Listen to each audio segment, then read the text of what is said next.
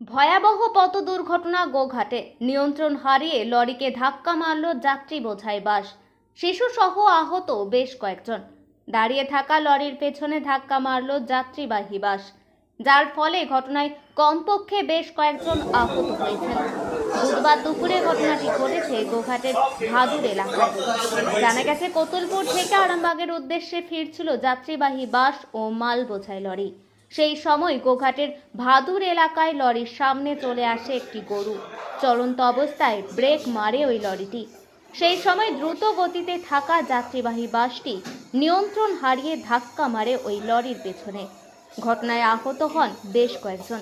স্থানীয় বাসিন্দারা তড়িঘড়ি আহত বাস যাত্রীদের উদ্ধার করে আরামবাগ মেডিকেল কলেজ হাসপাতালে পাঠান। ঘটনার খবর পেয়ে ঘটনাস্থলে পৌঁছায় গোঘাট থানার পুলিশ। বাসটিকে আটক করেছে পুলিশ।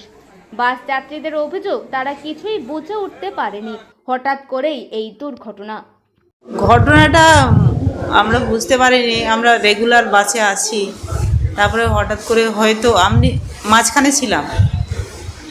সবাই বলছে যে ওখানে গরুগুলোকে বাঁচাতে গিয়ে সামনে লরি ছিল, এই লরিতে ধাক্কা দিয়ে মেরেছে। না, পরে আর লরি আমরা যখন নেমে যাই গাড়ি থেকে, তখন আর লরি ছিল না। সেটা তো আমরা নামিনি, তো নামতে পারছি না। তারপরে হ্যাঁ, বাসে এখানে আমি এইমাত্র এলাম। তো ঘটনা ওই ভাদুর আর গোবিন্দপুরের মাঝখানে। আমি খাটুল থেকে বাস স্ট্যান্ডে আসি, আরামবাগ। হ্যাঁ, আরামবাগ আসছি।